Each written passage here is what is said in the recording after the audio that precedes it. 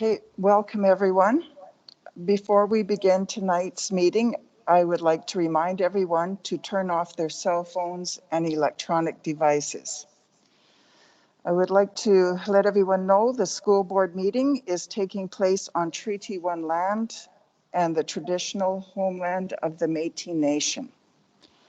Call to order and roll call. Mr. Cochin, please proceed with the roll call. Roll call for the regular board meeting in the Winnipeg School Division for October 5th, 2020. Trustee Adele. Here. Trustee Reed. Here. Trustee Murdoch. Trustee Dumont. Here. Trustee Shatkowski. Here. Trustee Chen. Here. Trustee Broughton. Approval of agenda. Moved by Trustee Broughton, seconded by Trustee Chen, that the agenda be approved. Are there any additions? Hearing none, all those in favor?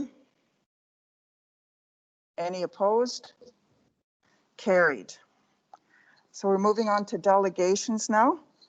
I would like to call upon Mr. Swanson to begin his presentation to the board. In accordance with the procedural bylaw 1263, section 32.8, you shall be granted 10 minutes to make your presentation to the board regarding School Loops program. Thank you. Thanks very much. Quick mic check. Can you hear me? Yep. Thank you. I'll take less than that. You guys have been very busy and we're here to help. And one of the ways we can help is by taking a bit less time. First of all, have a look in your email. You will have been circulated a CBC news story and a video that was done about the program. Have a look at that because it probably explains it a bit better than I can, because you'll hear from some of the words of the students and a principal and teachers at one of the first loops we put up. There's also a link to our website, which is supposed to be readable for a 6-year-old. So if you can't, then we're in big trouble. Have a look. I think as soon as you see some of the images on that website, you'll start to understand how it works. But I want to take this opportunity, this precious moment, to explain why I think it's very, very important, how you can help and how it works. So first of all, how it works. Loops are, and I should also say, my name is Andrew Swanson. I'm the Executive Director of Winnipeg Trails Association. You may have seen some of the work we do. Essentially, we connect bike paths and walking paths. We advocate for change, we educate, etc. We do a lot of things in the whole realm of sustainable transportation. One of our pandemic responses, seeing that some of the trouble that schools were in, that parents were in, that you guys were in with a bus strike, was to do whatever we could as quickly as possible to first of all, raise the profile of the idea of biking and walking to school, specifically biking to replace buses, and to highlight some of the fun and important reasons why you would do it. But the School Loops is mostly about practicality. What we've done is we've identified a loop that joins between 3 and at most 10 schools, usually around 6, that are within a neighborhood. And that highlight little kids cut-throughs that, for example, only the grade 5 students or your son or daughter might know about, that you might ignore every day as an adult or forget about, but that is there and exists in the map.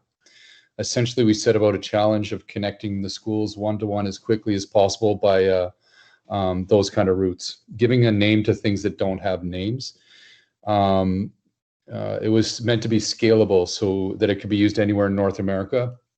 But it started, of course, at home, and it uses a symbol and a color so that somebody who's 5 biking to kindergarten would be able to recognize the signs with their dad or mom. Each sign is translated into the Indigenous languages present here that we could get up in time, basically everything except for Michif, so that it acts as a kind of a learning opportunity. Because who doesn't want to know the names for all the animals in Ojibwe and the names of all the colors, and that's a pretty good place to start. And since this is about education too, we thought we'd start there. So we've had, people coming out of the woodwork to help us with this project. We have zero budget for it. We're doing it anyway. We have money. We're an organization. We've gotten pledges of support from counselors, and so little bits of money here. I'm not here to ask for money. If you have some kicking around from your transportation budget and you feel this helps, feel free to join in there. But mostly I'm here to share what I think is a really special and positive way of mapping out the future of Winnipeg through the mobility needs of children. What can you do? Mostly, first of all, you can share that this exists. Second, your formal support would help. The superintendents of Pembina Trails and Seven Oaks and L'Oreal have reached out to us saying, "Giver, this is a really, really good idea." We've been profiling just about every news platform possible. The idea is to then amp that up. I don't think I need to tell you what's been going on since the pandemic struck there for biking in particular. There's a bike boom going on in North America. It's always made me really sad to see the numbers of kids in Winnipeg biking dropping. And I think you folks have a big role to play in that. By sharing, promoting, also making the end of trip facilities great. And the reason I mentioned that one little detail is, simple things like bike parking make a big difference. Is that one of the reasons we've created school loops is to create a community out of a few different schools looking at the same thing. It's a place to start. So we're asking social science classes, outdoor leadership classes, grade 12 students interested in politics to go out for a bike ride, audit the loop, have fun on it, but also improve it. So that's my general challenge, I guess, to you folks too, is to, use this as a place to start and to, that's it. And I'm here to answer any questions you may have. Thanks very much. Wonderful. So thank you, Mr. Swanson, for presenting your information to the Board of Trustees. We don't need a motion to receive presentations, but I'm just going to ask trustees if they have any questions of you. Trustee Chen, Trustee Reed. Anyone else have questions? Trustee Chen, would you like to ask your questions, please? Yes, first of all, thank you so much to Mr. Swanson for presenting at our board meeting. As you know that the Winnipeg School Division Board supported a 13 kilometer speed limit on residential streets in the past. And also, I recently attended the school streets project at Isaac Block School. And I think this school loops is a very creative way in terms of alleviate the pressure on our school bus system, especially during COVID. And I'm just wondering, since my understanding is that all the work has been done, that you have already developed the loops and asked students to audit them. For example, if a school wants to put up the sign, the school doesn't need to do that. Is there any work that the school need to do, or the school division just pretty much if we want to support or endorse this, but it doesn't cost schools anything? Yeah, that's a really good question. So first of all, that's right. It doesn't cost anything. The signs cost some money to make, but it's about it. And in terms of, schools participating, we already have a bunch of schools participating from your division. I don't think I have to tell you, but teachers are looking for any reason at all that they can get outside and do something meaningful. And so honestly, it hasn't been a hard sell. We haven't even tried to solicit volunteers. People have come to us. But we could use help in some areas still, just probably because they haven't heard about it. So yeah, we're definitely taking volunteers from, school classes who want to put up the signs, partly because that builds ownership, right? Like we have some staff putting up signs as quickly as they can too, but and they're trying to go into the schools and tell people about it when they do that. But yeah, it's way better if, some kids put it up themselves, because then they're the trail boss then. And then, if they've got a complaint of, something that needs to happen. And I should say too, that this is just the very first intro. I'm also conscious, if you watch that School Loops website, and just give just a moment to watch the video that pops up. You'll notice there's some pretty amazing video of thousands of children biking to school in the snow. That's intentional. That's visionary footage. It's footage taken from Scandinavia, where it's really, really common already. And I wanted to leave that with you too, to get you thinking a little bit about that, because I've already spoken to counselors, for example, about the idea of prioritizing snow clearing, so that, I mean, whether you're pushing a stroller or, you know, riding a bike, that you would know that loop would be good for winter too. And I think it's a matter of joining us in this sort of movement to seize this as an opportunity, perhaps. So that's really all you could do, and I'm asking for. Again, I think this is the beginning of a conversation a little bit here. So, yeah, I've got other ideas about winter. We're also working. We just bought a snowmobile. We're willing to use it. And something to lay down ski tracks, and we also just bought a pole Zamboni. So just to give you an idea of the kind of things that Winnipeg Trails is thinking about, we're thinking very big and trying to reach into every neighborhood and offer recreational and transportation opportunities outside on an unprecedented scale. And we'd appreciate any help you want to offer. Thank you very much. Thank you. Trustee Reed? Thank you, Anders, for coming or being present. I myself am a cyclist. The only reason I didn't ride here tonight was because, well, it's dark when I leave and I'm not comfortable riding that way home. But I think that this program is absolutely amazing. I've taken a million notes here, and I'm going to be sending you an email just to give you a heads up, because I have a bunch of people that would love to speak with you. My question for you is, have you thought about targeting the high schools, because many students need a little more exercise in high school as well? Yeah, you know, a lot of people actually were asking the opposite. And is this targeted at elementary schools, this kind of thing? And I pointed out that, you know, if any high school in Winnipeg were located in the Netherlands or Finland or some of the places that where it's considered, you know, more common and more bike friendly, then, you know, literally 100% of the kids would be showing up by bicycle.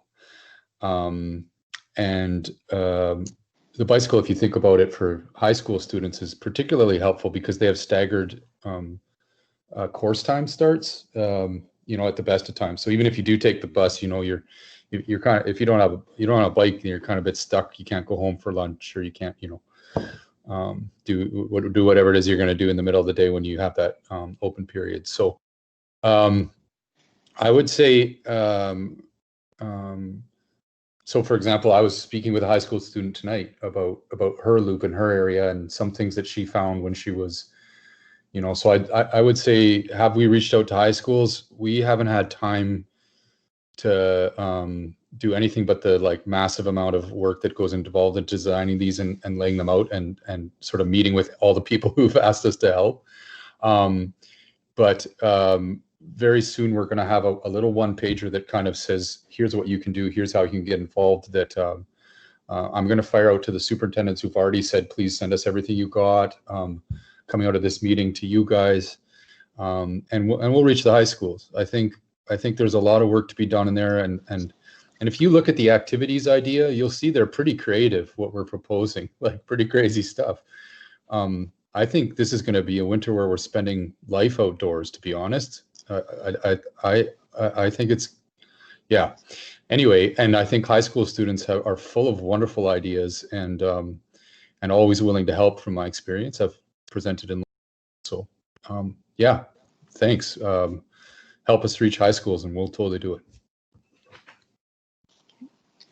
That's it for the questions. So again, thank you very, very much for coming to do a presentation with us and sharing, and for the work you're doing out in the communities. Thank you. You all too. Thank you. Thank you. Okay. Good night. Good night. So 3.2 on the agenda is Mr. Tom Sims. So I'd like to call upon Mr. Sims to begin his presentation to the board regarding community education development and the Winnipeg School Division's Summer Enrichment Program. Tom, I would just like to let you know that we were shared the video ahead of the meeting, and all of us have had the opportunity to review it. So there will be no need for us to view it again. So yes, please feel free to talk with us about the partnership that took place this summer. Great. Well, thank you. Yeah, I guess it was about the first week in May, and Pauline Clark and I were talking, and we were saying, you know, it's really hard for the young people not being in person, and we were in the middle of the school shutdown.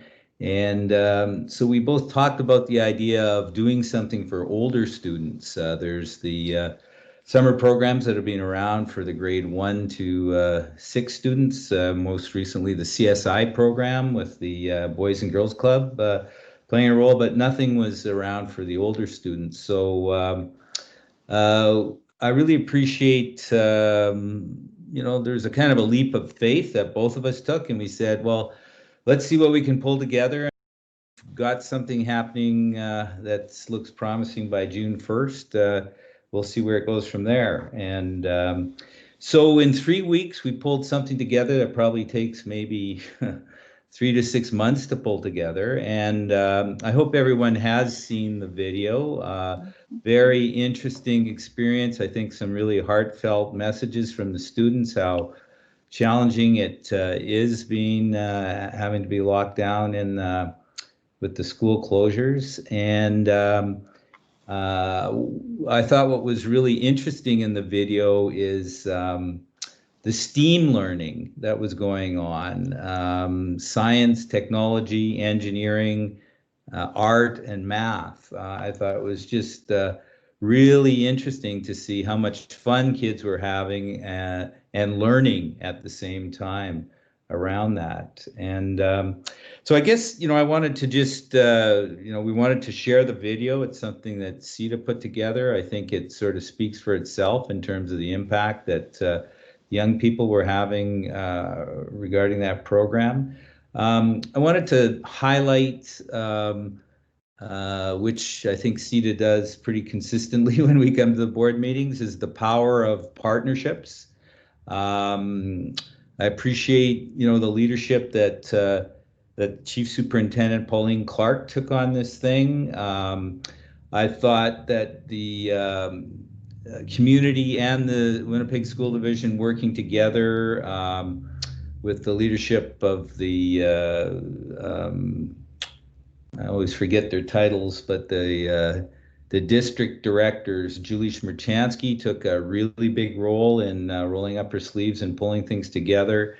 Michelle Seiko from Tech Voc, and Shauna Cornwell, who's one of the consultants, or I don't even know what that term is anymore, played a key role in pulling together things that the community couldn't have, meaning that STEAM learning, and that they trained the staff on how to work with the young people around that, and that turned out to be really effective.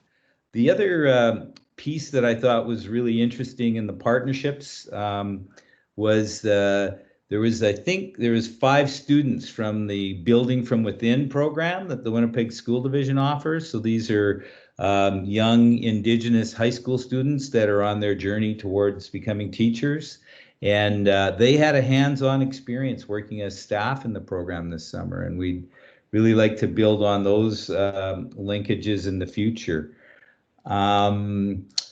I'll just end off maybe by, you know, looking at, you know, what are some of these, building momentum on some of these future partnerships. And I should also mention that, you know, partnerships can be very effective ways of leveraging resources. So for every $1 that the Winnipeg School Division put into this initiative, we were able to leverage $7 from the community. So we had the federal and provincial government putting in money into the program for the summer staff. United Way and the Winnipeg Foundation contributed funding for the programs. And the Frontier College contributed in-kind staff to the program. So it was a very effective way for the Winnipeg School Division to partner and leverage resources. $1 for every $1 you put in, we leverage $7. So I think that's very positive. And, you know, at the end of the summer camp, in terms of the resource issue, the young people got a gift certificate and they got a laptop as well. So I think that was a really sort of moving forward to the school year. There was some sort of resources for young people to get out of that. So that was, I think, some interesting benefits of the partnership. And in terms of future partnerships, you know, some of the things we're exploring with the division staff, one of the big learnings from the summer program was how do we get the STEAM learning happening in after-school programs so that it's activity-based, kids are having fun, they're building, you know, analytical math and language skills. So we're looking forward to taking our learnings from the summer program and working with the school division staff to see how we can get that going in the after-school programs in the community. Some of the other things that we're looking at in terms of the COVID crisis and some of the partnerships, we're having some initial conversations around how can community space be opened up in the community for young people during the day who are not in school and that are looking at doing that online learning on their own. And so, you know, we see a place like Merchants Corner where our CETA program is housed. You know, we think that there's potentially 150 to 300 students could be using that facility during the day when they're not in classrooms and getting some, you know, in-person support, which we know all students really need, but for sure inner city students need that in-person support. So we'd like to explore, you know, what are some of the things that we can do to use space to support young people. Two more things that we're working on, and we'll have updates that we'll bring towards the board in the upcoming months, is a lot of young people have disengaged from school, and there was lots of challenges around inactive students. Prior to the pandemic, there's probably going to be even more challenges as we move forward. So we're looking forward with working with a partnership with Mumaway and Nadinaway to look at how can the community work with the school division to look at off-campus programs, especially getting funds for facilities, which are really hard to find in the inner city and North End for off-campus programs. So we'll have some more to speak about some of the opportunities for leveraging resources for the school division around that. And finally, we're been working about 3 months, and we've got some sort of technical working groups happening around the exploration of the idea of a nonprofit internet for the inner city that would be an education focus.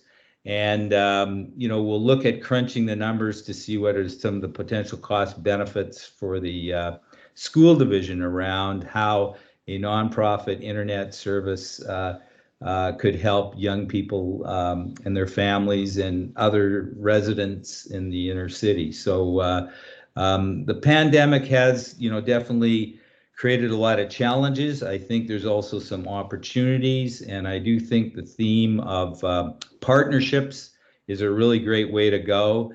And to me, the beginning theme around partnerships, it all starts with attitude. If there's an openness to look at working in partnership, I think good things can happen. And yeah, we wanted to just share with you the video as an example of those partnerships in action. Thank you, Mr. Sims, for presenting your information to the board. Motion's not required to receive presentations, but trustees, do you have any questions of Mr. Sims and the partnership that took place this summer? Oh, go ahead, Trustee Broughton.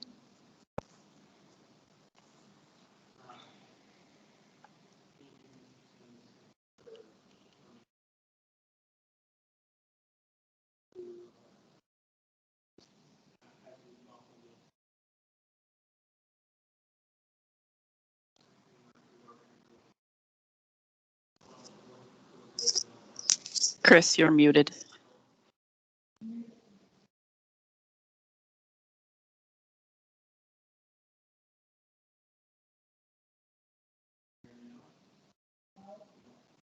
How's this? Yeah. Excellent. Sorry. Thank you, Mr. Sims, for joining us. I'm going to cut my preamble a little bit because I delivered it in a muted fashion. So I just do want to acknowledge, though, the great work that's occurring between our two organizations and the hard work of individuals. And I appreciate you pointing out some of those individuals in our organization that have, taken it upon themselves to make sure things get done, and do really much appreciate our Chief Superintendent and all of her staff for the contributions that are being made to ensure students get what they need, and especially during these difficult times. I'm very interested in your comment about looking at a not-for-profit internet opportunity and with a focus on education, and I realize that this idea may be in its infancy, but I would love to hear if you could elaborate on that a little bit for us and what that might look like, not only for students, but for potentially the Winnipeg School Division. Well, thanks. And I can't help but think there's probably a lot of people rolling in the aisles, Tom Sims talking about a technology issue. But these are the things you do, you learn, right? So yeah, it's very interesting, and I'll be brief because I know you have a long agenda, and we'll come back with a further presentation. There's what they call community wireless web mesh connectivity that happens all over the states and inner city communities. It happens all over Europe. It happens in developing countries. It's an emerging sort of grassroots community-based approach to technology. And so we've been working with some of the folks in Detroit, and we've been working with some of the people in San Francisco. They've been very helpful in helping us move this sort of concept forward. We do have a technical working group, and Tony Marchione from the Winnipeg School Division's involved with it. We have partners from the Credit Union Central and their technical people, and the Assiniboine Credit Union and their technical people, because we're looking at a co-op model and looking at partnering with the credit union system to look at this kind of nonprofit co-op. And our initial look at things is that the infrastructure to put this together is very cheap, and that would then serve to bring down ongoing operating costs. So the neighborhood that we're going to target is the north end of Winnipeg. Start there to do our learnings there.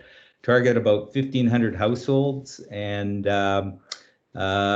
it's interesting, the neighborhood assets in the community lend itself to this thing. We have like 10 senior high-rise nonprofits that are perfect kind of transmission towers that we would set transmission towers up on, and that we have a Manitoba Hydro Station located right in the middle of the neighborhood on Burroughs. And we've talked to the city, and they're very excited about this, because we would look at sort of a connectivity of radio routers on lampposts as well, and that hook into rooftops. So at the end of the day, there'll be that kind of infrastructure that we think will make it a lot cheaper than what we could do elsewhere. And the big thing we see is the learning for students. Like, young people can learn about how they can operate internet, and they can be part of building it. And we think that that is a really exciting thing, a bottom-up way of looking at internet. There can be jobs, volunteer opportunities, and other things. So yeah, we'll look at bringing a presentation in. We're meeting with our technical advisory committee next week, and we hope to have some, further sort of steps taken forward there. The goal would be for things to get set up for the school year of 2021. Had some very good discussions with funders, and the commitment from the school division is just to look at the feasibility. If it doesn't look like it's going to work, then we fully understand that that's it, but we appreciate the interest to look at the feasibility anyways. Thank you. Trustee Chen has a question now. Trustee Chen? Yes, thank you, Mr. Sims, for your presentation. And I first of all, I want to say that I do want to see the continued partnership between the Winnipeg School Division and the community and see that. So just when you mentioned that this nonprofit internet, you're targeting North End. So I wonder if there's a possibility for the future, if this is successful, it could be expanded to other neighborhoods such as Centennial, West Alexander, and Western areas, as those areas and neighborhoods also need affordable resources. Thank you. Yes, thank you. And yeah, that is the plan. Like, we think that it's important to work things out and not get too big all at once and target one neighborhood, make sure we have those learnings to be able to scale it up. And our hope is that we think it's pretty innovative. That's what we see in the pandemic, is there's opportunities within the crisis. Like, people might come together that not normally come together, that this could get scaled up for other neighborhoods, other communities, other cities. This idea of a bottom-up urban approach to looking at the internet. Now, so far so good. If we come back in a couple of months, we might find that we hit the wall, and but that doesn't look like it so far. And it is thinking outside the box. We appreciate the school division's interest in that. We appreciate their expertise that's coming to the table. And I think the partnership with the credit union is interesting. So we'll look at scaling it up, that's for sure. So I have a question now. I just want to thank you for sharing how well the partnership worked and how everyone contributed their gifts and knowledge. You were saying that you would like to look at further partnerships. Did you want to expand on any ideas that you had? Because we don't believe COVID's going to go away quickly. Yeah. And we know that our youth are struggling in school, especially those who don't have access to technology.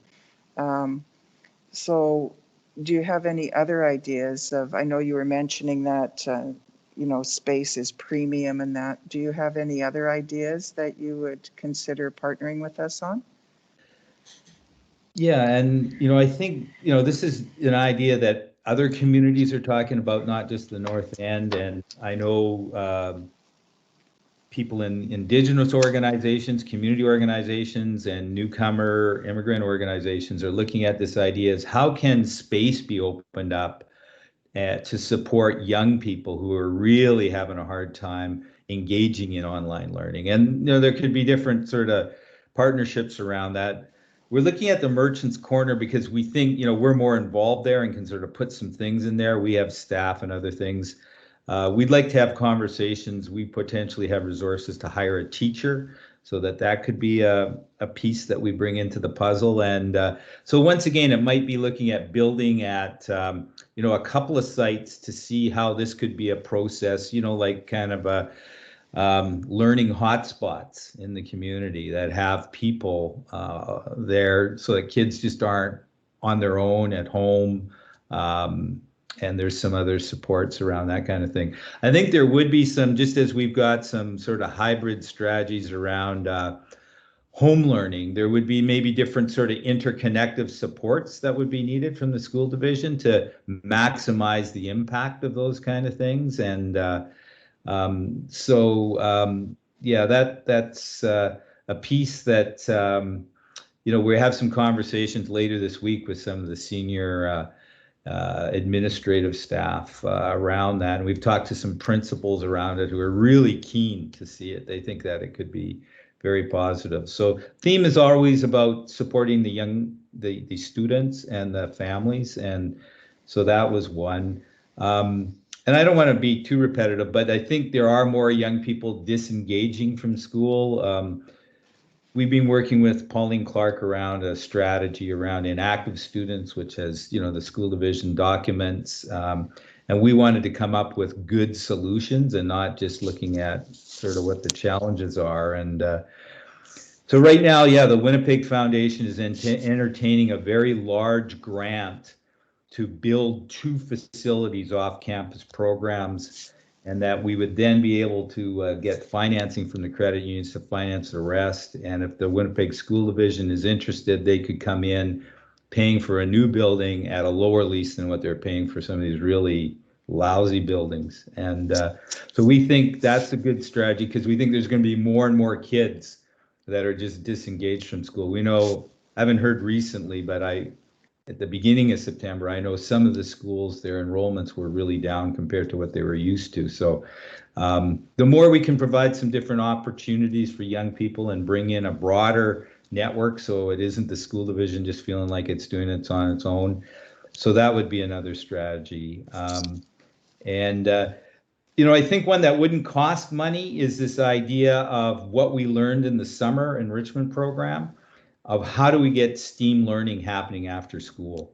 And, there was really great relationships being made there. And I know both the community staff and the teachers in the program were really enthused by the experience, and people would like to build on that. So we're looking forward to seeing how we can get that kind of learning happening in the after-school programs as well. And just the final piece I forgot to mention with the summer program, we're hoping the long-term piece around the summer program is to transfer it over to the Winnipeg Boys and Girls Club.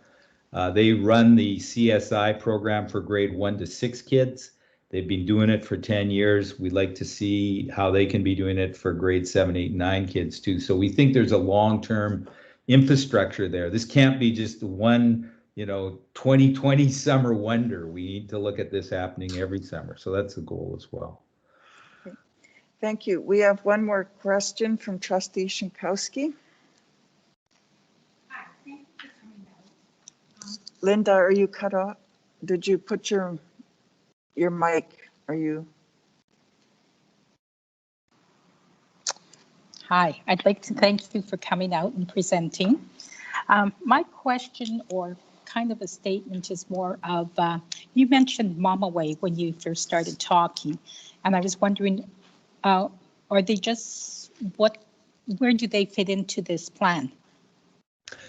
Yeah, sure. So, and we'll present this in more detail because we're working with Pauline Clark on this. So I'm just going to sort of talk about what we can so far. But we're working with Mumaway and Nadinaway and CETA to look at setting up a new entity that would be looking at raising funds to build off-campus programs and partnering with the Winnipeg School Division, because these are kids that would be attending inner city Winnipeg schools, using those funds to look at staffing for those programs. And so Mumaway is a key partner in that effort, and that the goal would be to, Rossbrook House does this already. They have off-campus programs, so we're not talking about like we're way out in left field here. We're just saying there needs to be more of those off-campus programs, and we know a real barrier for the school division is the capital dollars for the leasing. And a good example is right now Song of Daewin was on Selkirk Avenue, and I don't know, 15 years, the building became so run down that they had to move the Song of Daewin off-campus program back into Nietzsche-Macquarie School. And in talking to Rob Riel, I understand they're running it out of the staff room at Nietzsche-Macquarie School. Like there's just no space around in the North End. So we see building facilities and raising those dollars, and interest rates are so low that now is the time it's good to get, to finance things. And the other spin-off that we see out of that is we would then work with these social enterprises like Build and other social enterprises to employ inner city people to do the building of the facilities. So that's part of the piece on that. But Mumaway would be the key partner in that sort of new entity that would look at, we'd like to see maybe 10 off-campus facilities built. We're starting off with 2, hopefully that would be ready for September 2021. We're going to hear from the Winnipeg Foundation at the end of October about a very significant grant that's being applied for to help with the capital costs for that. Thank you. The reason I ask is because I was just wondering if Mama Way is also with child in care and that, if you've thought about reaching out to the other agencies in our city, because they sure could use programs like that, the children that are in care. Yeah, for sure. No, I agree with you totally. And yeah, we know that children in care are not graduating from high school in big numbers, and that's a whole target group that needs a lot of support, young people in care. So I really agree with you on that. Okay, well, thank you. Thank you. So if there are no further questions, thank you, Mr. Sims. Thank you.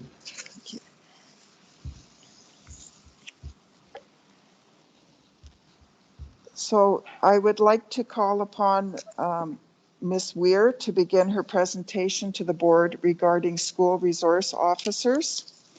In accordance with procedural bylaw 1263, section 32.8, you shall be granted 10 minutes to make your presentation to the board regarding school resource officers. Ms. Weir? Thanks very much. Can you hear me? Yep. Great. And thank you for allowing me to present later in the agenda due to my earlier technical difficulties. Good evening. I have lived in the Winnipeg School Division for the last 15 years, and I'm also the parent of a child who will go to a Winnipeg School Division school next year. I don't want my daughter going to a school with a police presence.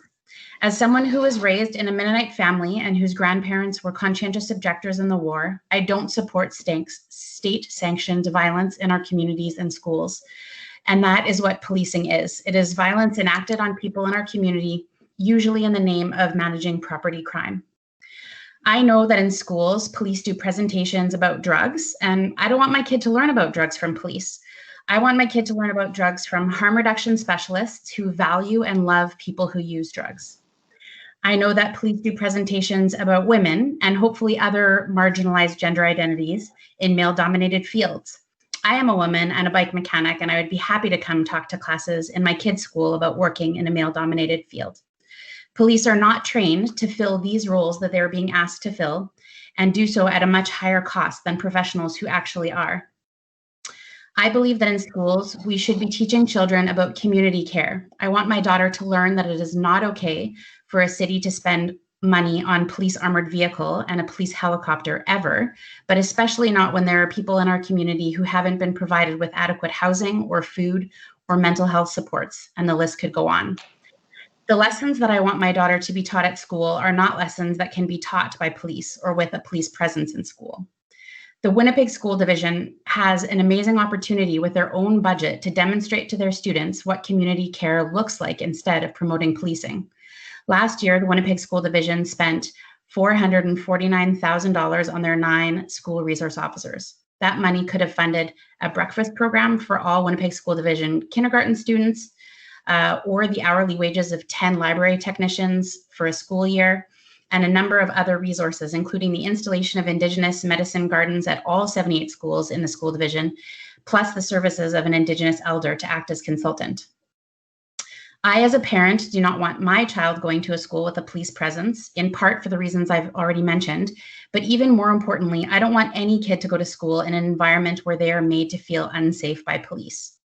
This week, we had Orange Shirt Day, a day that we remember all the Indigenous children who are separated from their families and forced into residential schools.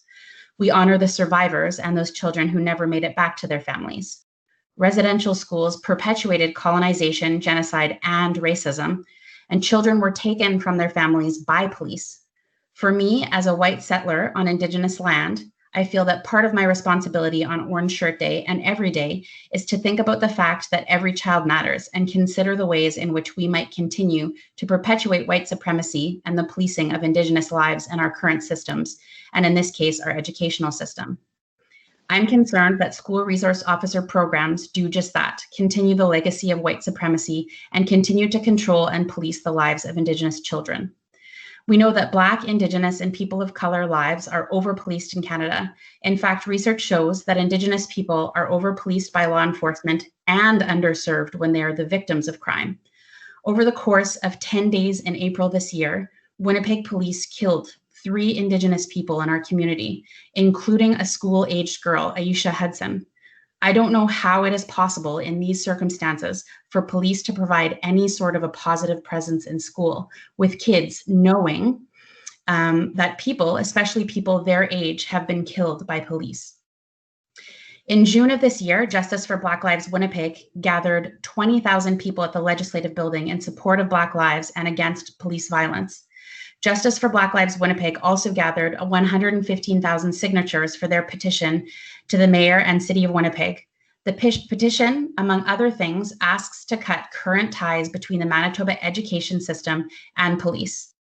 The petition states that this police presence in schools gives officers the opportunity to harass BIPOC in a place where all children are supposed to feel safe, included, and welcome.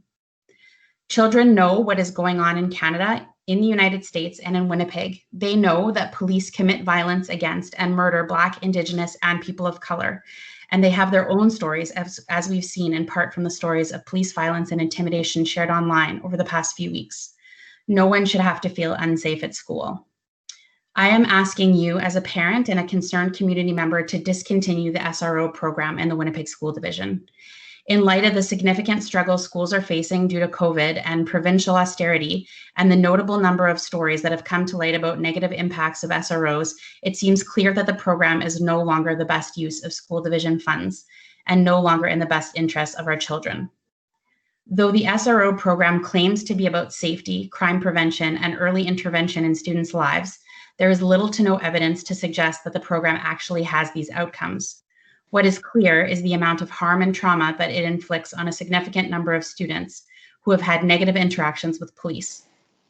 Policing by nature, and at the admission of Chief Danny Smith himself, is primarily reactive. Societal problems like crime are a symptom of people's basic needs not being met, and no amount of policing will provide food for hungry children, emotional support for those in difficult situations, stability to a turbulent home, or a safe place to sleep at night.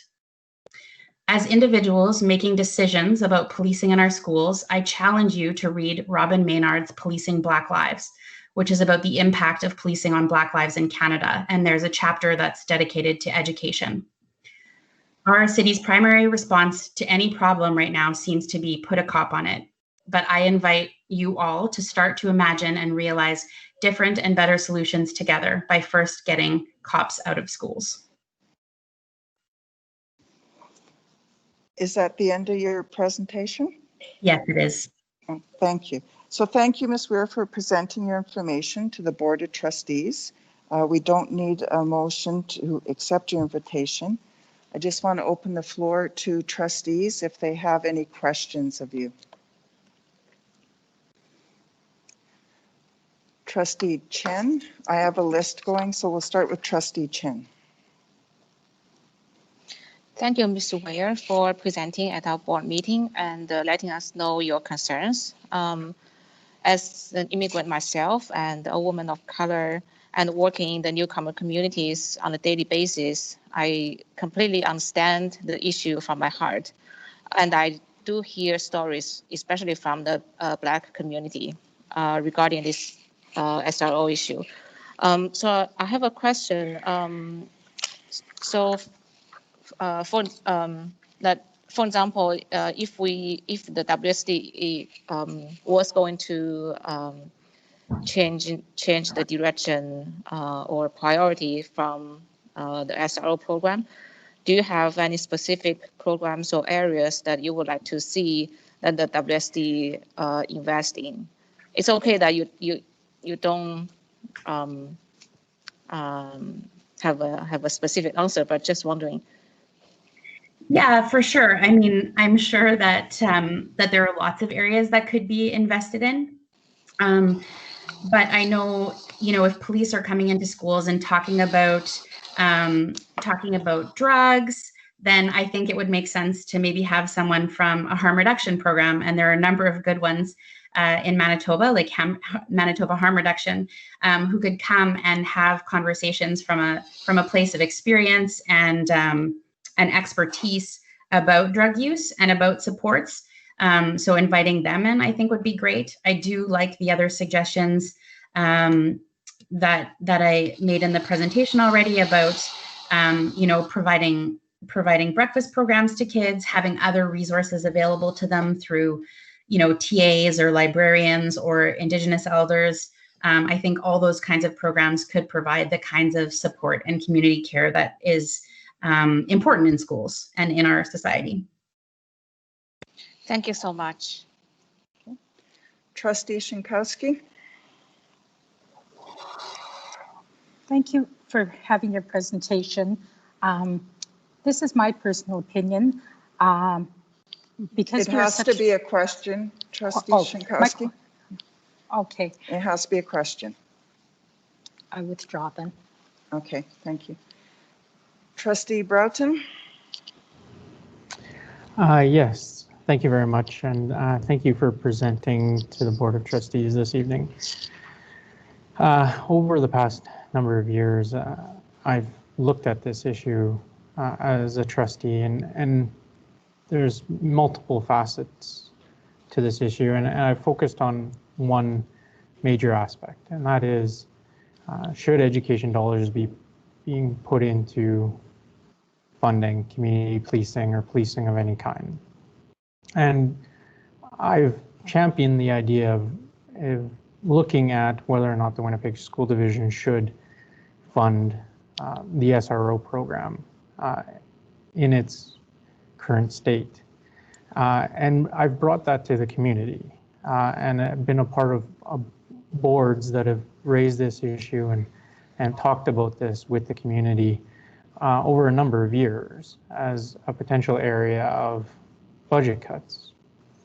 And resoundingly, we heard over and over again from parents in every community, but more so from parents in Indigenous communities and newcomer communities, in underrepresented communities, that they value the SRO program. And overwhelmingly, when we asked for where should we make cuts, it was these communities that came forward and said, cut anywhere but here. And so I'm challenged in listening to you and listening to the other voices that are opposed to having SROs in schools, with the other voices of those and many of those marginalized voices saying that these programs are of vital importance to their communities. And so I'd like to hear your thoughts on balancing those two perspectives. When we hear from two different communities about the apparent value or disvalue of a program like this. For sure. I mean, first, in order to adequately respond to your question, I think I would need to know more about, the information that was collected, the organizations that you spoke with, the individuals you spoke with, and whether or not, people were invited. These are all parents of the Winnipeg School Division. They're not necessarily organizations, but when we have gone out into the community and sought feedback directly from stakeholders of the Winnipeg School Division, the overwhelming majority of them are parents of children in our schools. So to provide that context, that is what we're talking about. Yeah, and I guess what I was trying to say was that, is that kind of information? Is there a report somewhere, or is it more like with statistics? And was there a survey, or was it kind of anecdotal information that you got? So in order for us to avoid getting debate about what's going on. I'm wondering if, yeah, I guess the question in a way that you don't have to go in depth is, do you have any thoughts of how we ensure that we engage the people who are in the community that support the SROs? For sure. I think it's important to find out from people how they feel about the program. I would be really careful though about how information is sought from people. I think often when we talk about cutting a program, people see cutting resources from schools, and they feel like their schools need resources. And so I think often parents will be, kind of concerned about any kind of cutting of programs from schools. So that could be a factor, but I do think it's important to take into consideration the opinions of parents, and especially the opinions of parents of marginalized students. But I also think that it's important to think as a school division about, other things that could be in your schools that could support racialized students, that might not pay into a racist program. Like, we know that there are issues of systemic racism in policing. We know that in Winnipeg. And so I think that it's important to consider that as well. And to offer real options to parents about the kinds of programs that can support their children. Okay, so I have a question of you. We are planning on sending this to the Finance Committee, and one of the things we're looking at is possibly to evaluate the program. So to go out to the community, to go out to the parents, to go out to the youth. And as an Indigenous person, I would absolutely support it be done in a good way out in the community. I just want to know your thoughts on that, if you feel you could support working out in the community with people and asking their thoughts and getting a sense of what worked with the program, what didn't work, what's the value to the community. Is that something you feel you could support? I definitely think that doing an evaluation of the program would be better than just continuing the program without doing an evaluation, for sure. And I also just wonder if, before the program started, if there was any sort of a study done to see if this was what was needed in communities, what we wanted to spend the $500,000 on that was in the budget that was available for this. And I wonder if there might be some other things that people would suggest if it was put to them that way. Well, being one of the founding members that started this in the schools, it was the reason we were doing it is there was, it felt like we were being dehumanized and looking at an us and them. So how do we start a relationship and work with people in a good way? And how do we, as Indigenous people, look at being included in society, in respecting that some people may want to become police officers when they're young. So how do we not do an us and them? How do we look at people as human beings that are aunties and uncles, and that, because to us it would be more safe to look at someone as a human being than someone who you don't see as human and you just see them as people you arrest. So that was the initial impetus for that, so we could be in good relationships with each other. Yeah, and I totally understand why you would feel like there might be a need to feel humanized in the eyes of police. And I just wonder if a better approach might be to not have police. Well, I mean, I just feel in my heart we need to do an evaluation of it. I just wanted to know if that was something, like to do something in a good way. Yeah. Okay. I don't see any further questions from anyone. So if there are no further questions, oh, do we have another question? Oh, sorry, we have another question. Trustee Sikowski, sorry about that.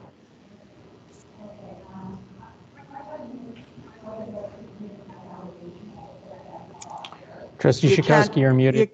Yeah, you can't hear. Sorry. It has to about be a that. question to her. Okay. Okay. Yes. My question is, I would like to see if we can have an evaluation done through our schools, through our wards, because I have been speaking to children in the community that are attending high schools, and I'm getting the feel that, you know, they like having the police in the school. So do you have a question for Ms. So my Weir? question is, would you be in favor of that? Like I said previously, I think doing an evaluation is better than nothing, than just keeping the program. But I personally do not want to see police in schools in the Winnipeg School Division. Thank you. So if there are no further questions, thank you very much, Ms. Weir, for coming to share with us. Thank you. Thank you. Thank you.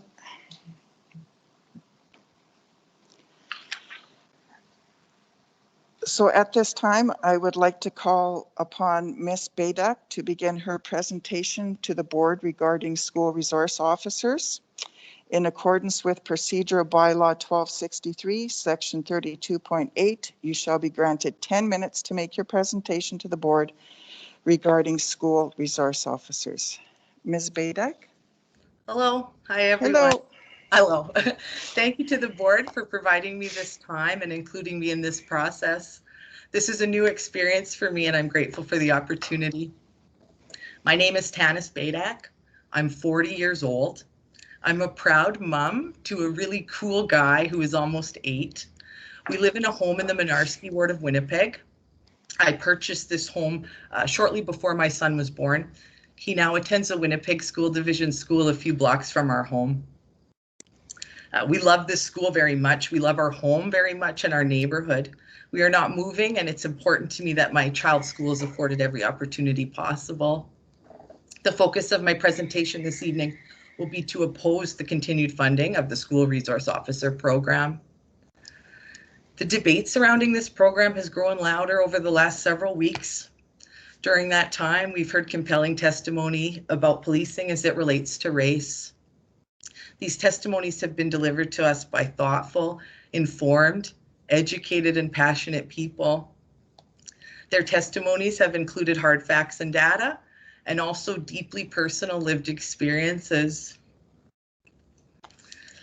I implore you to seek out and hear the testimonies of Fadi Anab, Dorota Blumchenska, Anna Weir, and Cam Scott, all who spoke at City Council on September 30th. Additionally, seek out and hear Louise Zimbam Doomway and Rhonda Thompson, who spoke at the Winnipeg Police Board on September 24th, 2020. These speakers repeatedly told us that Black and Indigenous communities are over-policed, and they detailed clearly the ways in which that is harmful.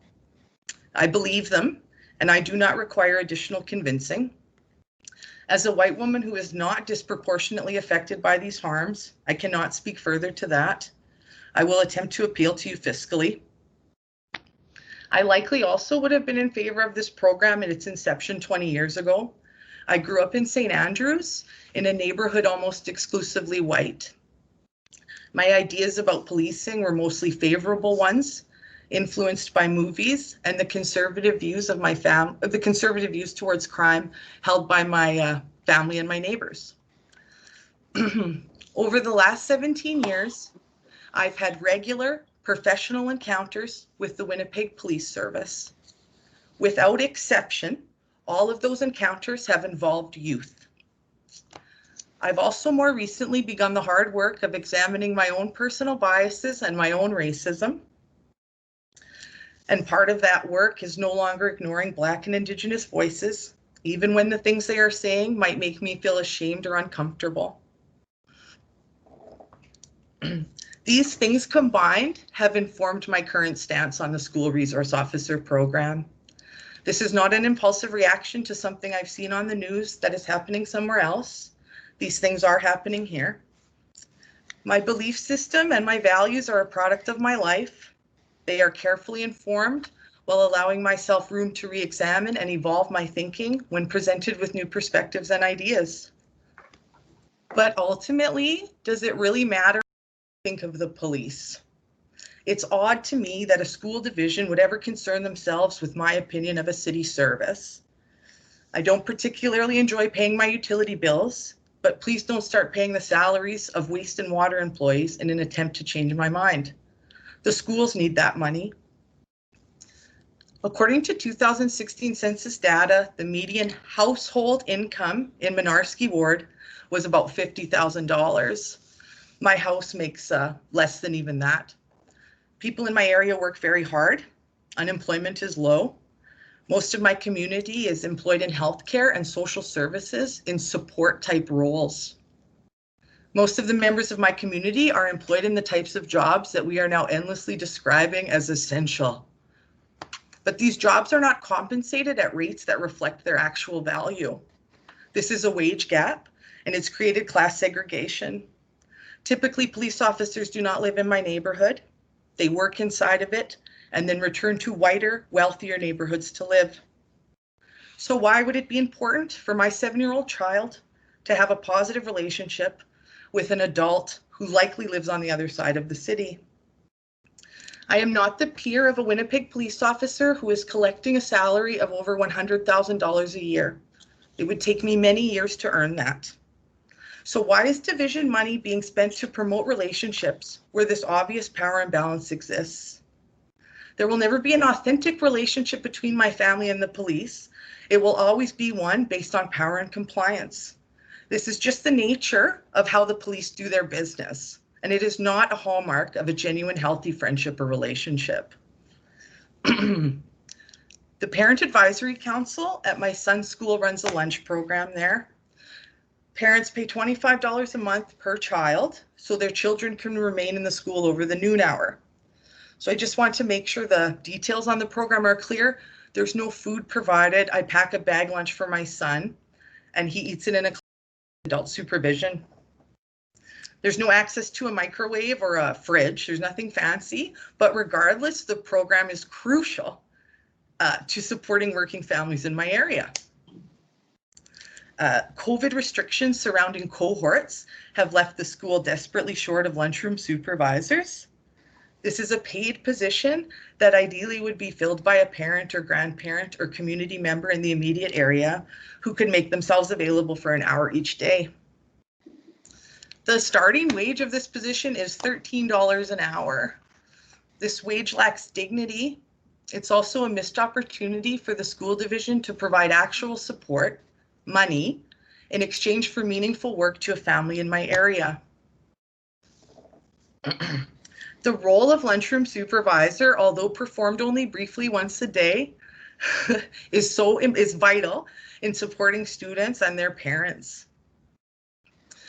My son and his lunchroom supervisor, he's very fond of his lunchroom supervisor. She's a mom of another student at the school. Her and my son have a positive relationship. She's an excellent role model for my son and also for myself as I see how generously she donates her time in support of our school. She's inspired me to do the same. I believe the Winnipeg School Division's current contribution to that lunch program is currently to a 250 ml carton of milk. So I just want to be clear. If the school division cannot afford to better support this lunch program, and if we cannot afford to pay a dignified wage for a critical support person, then we cannot afford the salary of these school resource officers. And I just will leave you, I'm almost done. I'll just leave you with a couple thoughts on optics. There's a photo going around right now of an armed police officer reading a book to kindergartners. The officer is seated in a swivel type chair and their body is turned in a way that directs their weapon right in the eye line of the kids who are seated on the floor in front of them. This photo would not have appeared unusual to me 10 or maybe even 5 years ago, but today it seems unnatural and it would be almost comical if it wasn't bordering on terrifying. I think photos age in ways we might not anticipate. Something that seems run of the mill today might look much differently 10, 20, or 30 years from now. Thanks for your time. That's it. Okay. So you're not done yet. Hold on. Okay, well, yes, I'll take questions. I'm going to mute myself. Okay, thank you, Ms. Biddick, for presenting your information to the Board of Trustees. We don't need a motion to accept your presentation, but I want to ask any trustees if they have any questions of you. Trustee Chen?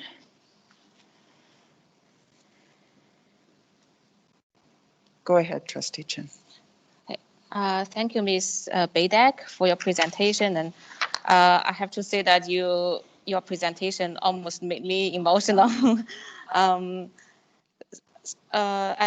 mentioned the testimonies, and I did read those testimonies online, and I think those testimonies are so powerful and so true, because by working with the newcomer communities on a daily basis, I hear some of those stories.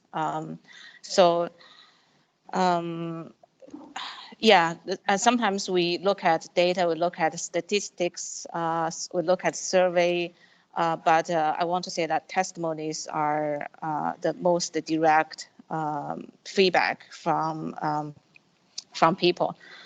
So I want to ask you a question. So if the Winnipeg School Division was going to reallocate the funding or the money, do you have any specific areas or programs you want to see that we invest in? I know you mentioned the launch program staff. Is that the area, or do you have other areas that you are looking at? Thank you. Thank you. Thanks. That area, just for me, just because I have a personal sort of relationship with that program, but I think the medicine gardens is a terrific idea. Support of a breakfast program is great, but yeah, wages for support staff to me are huge. I'd rather see like custodian salaries go up as opposed to funding this. So, thank you. Thank you. Is there any other questions? No. Seeing none, I'd like to thank you very much for taking the time and coming to share your concerns with us, Ms. Badick. Thank you. Thank you so much. Thank you. The next item, 3.5, Sean Kettner, we're going to defer to the next meeting.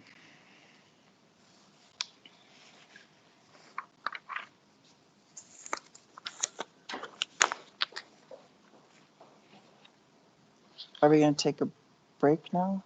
No? Okay. So the next one is reading and confirming of minutes, that the minutes dated September 14th, 2020 be approved as distributed. Moved by Trustee Reed, seconded by Trustee Shinkowski. All those in favor? Any opposed? Carried. Reading of communications and petitions, moved by Trustee Chen, seconded by Trustee Shinkowski. That OC 11-20 from the Manitoba Teacher Society requesting the board to return to negotiations with the Winnipeg School Division bus drivers, and that this correspondence be received as information. All those in favor? Any opposed? Carried. Moved by Trustee Chen, seconded by Trustee Dumont, that OC 12-20 from Manitoba Education regarding legislative provisions to the Public Schools Act, and that this correspondence be received as information. All those in favor? Any opposed? Carried. Moved by Trustee Chen, seconded by Trustee Dumont, that OC 13-20 from Minister of Education regarding collective bargaining between Winnipeg School Division and school bus drivers, and that this correspondence be received as information. All those in favor? Any opposed? Carried. Moved by Trustee Chen, seconded by Trustee Dumont, that OC 14-20 from United Food and Commercial Workers Union regarding binding arbitration, and that this correspondence be received as information. All those in favor? Opposed? Carried. Presentation and consideration of reports.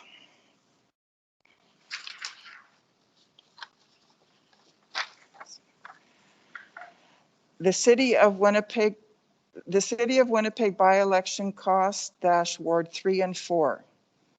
At a meeting held November 4th, 2019, the Board of Trustees approved Bylaw 1289 appointing Sherwood Armbruster of the City of Winnipeg as senior election official for Winnipeg School Division pursuant to subsection 10- of the Municipal Councils and Schools Board Election Act.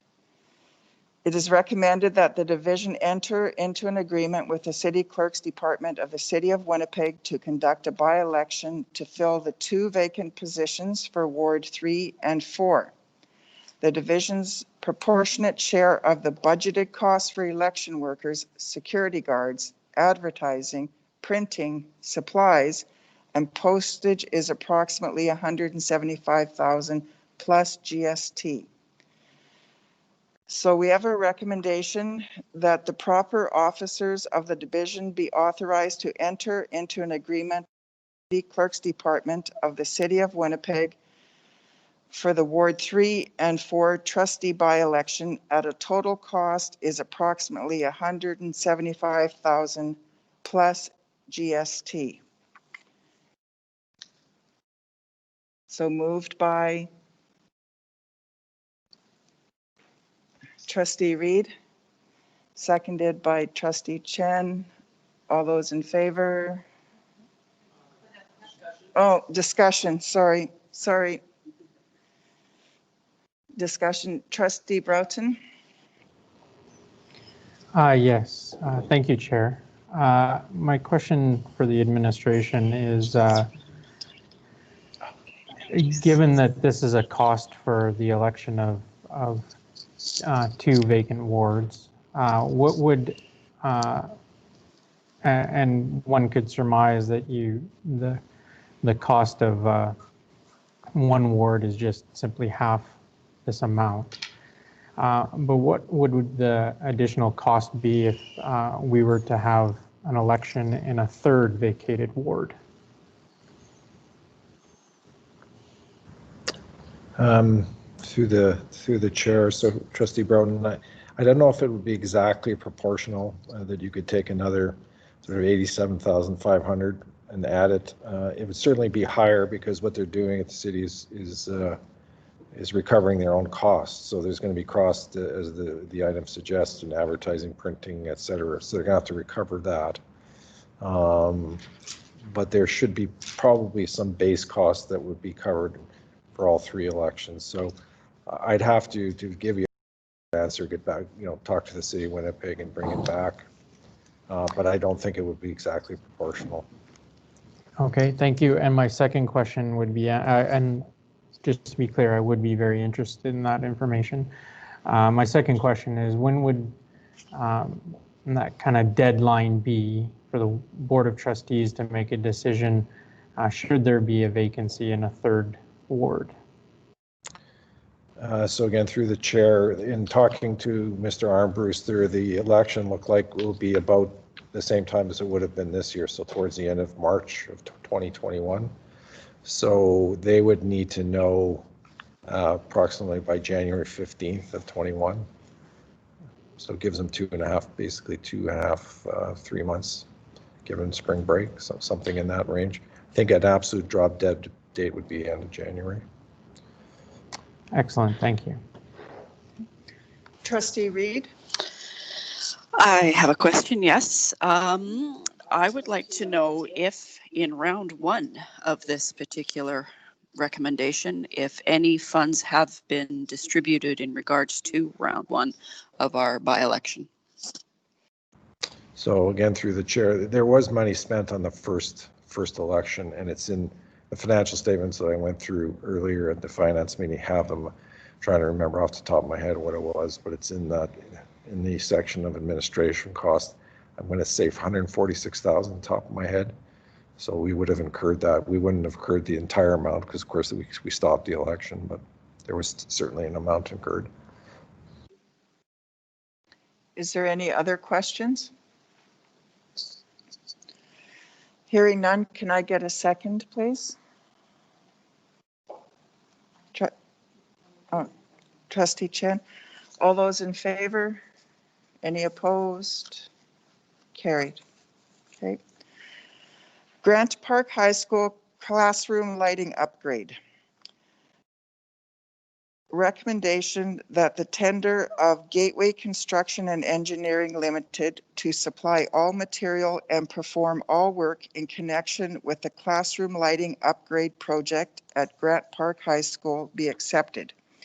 In accordance with the plans and specifications, therefore, for the total amount of $462,368 being the tender price, including provincial sales tax, excluding goods and services tax, and that the proper officers of the division be authorized to enter into a contract with Gateway Construction and Engineering Limited for the carrying out of the work. Can I get a motion, please? Trustee Dumont. Discussion? Any questions? Can I get a seconder? Trustee Chen. All those in favor? Any opposed? Carried.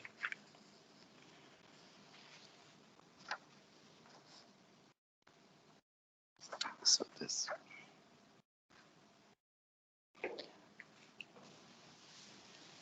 So Mr. Cochin. Oh, hold on a sec, sorry. Okay. Moved by Trustee Broughton, seconded by Trustee Reed, that bylaw 1291, a bylaw of the Winnipeg School Division for the purpose of borrowing $11,239,700 for certain building projects a second time in short. Any discussion? All those in favor? Opposed? Carried. Mr. Cochin. The bylaw of the Board of Trustees of Winnipeg School Division for the purpose of borrowing the sum of $11,239,700 and of issuing a debenture and/or promissory note hereinafter called the security therefore. Moved by Trustee Broughton, seconded by Trustee Dumont, that the rules be suspended in order for bylaw 1291 to be read a third time. All those in favor? Opposed? Carried. Moved by Trustee Reed, seconded by Trustee Dumont, that bylaw 1291, a bylaw of the Winnipeg School Division, be read a third time in short and passed. Any discussion?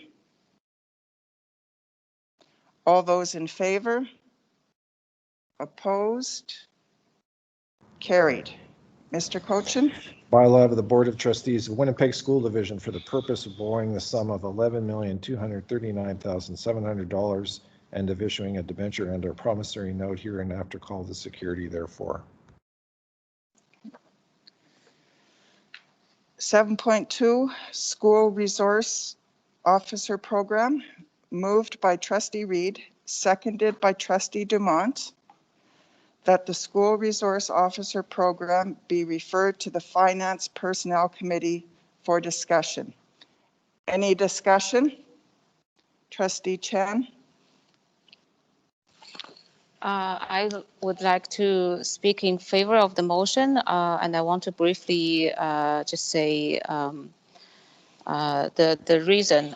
During the past month, I have received a number of emails from committee members in support of the removal of police officers from schools.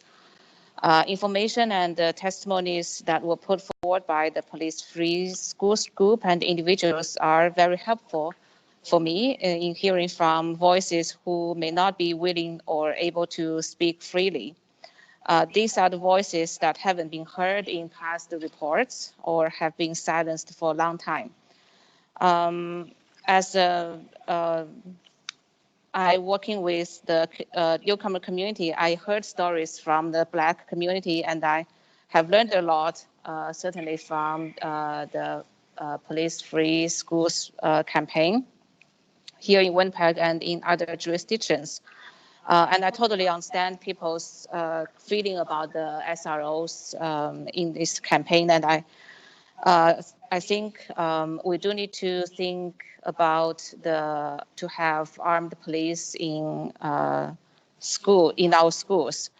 And COVID-19 posed a lot of challenges to the school system, and it certainly exposed and amplified inequality for vulnerable people. And as we are going to talk about our next year's budget, we may face a financial challenge. And I think it is the time to think about our priorities. As we know, budgets are about priorities, and especially under the current COVID situation, it is the time for the board to Trustee Chen, are you speaking in favor of this? Yes, but I want to finish. Yeah. So I think it is time for the board to reevaluate our priorities and look at alternatives to the SRO program. So that's the reason that I'm speaking in favor of the motion to refer to the Finance Committee for further discussions. Thank you. Is there any other discussion? All those in favor? Any opposed? Oh, sorry. Trustee Dumont? Yes, thank you. I am going to have to recuse myself from this particular vote due to conflict. Okay. All those in favor? Any opposed? Carried. Indigenous Education. Moved by Trustee Reed, seconded by Trustee Dumont, that this matter be discussed at Policy Program Committee. Is there any discussion on that? All those in favor? Any opposed? Carried. Suspension. Moved by Trustee Reed, seconded by Trustee Dumont, that this matter be discussed at Policy Program Committee. Is there any discussion on this? All those in favor? Opposed? Carried. Agenda information. Moved by Trustee Reed, seconded by Trustee Chen, that information correspondence IC 28-19 to IC 30-19 be received as information. Any discussion? All those in favor? Opposed? Carried.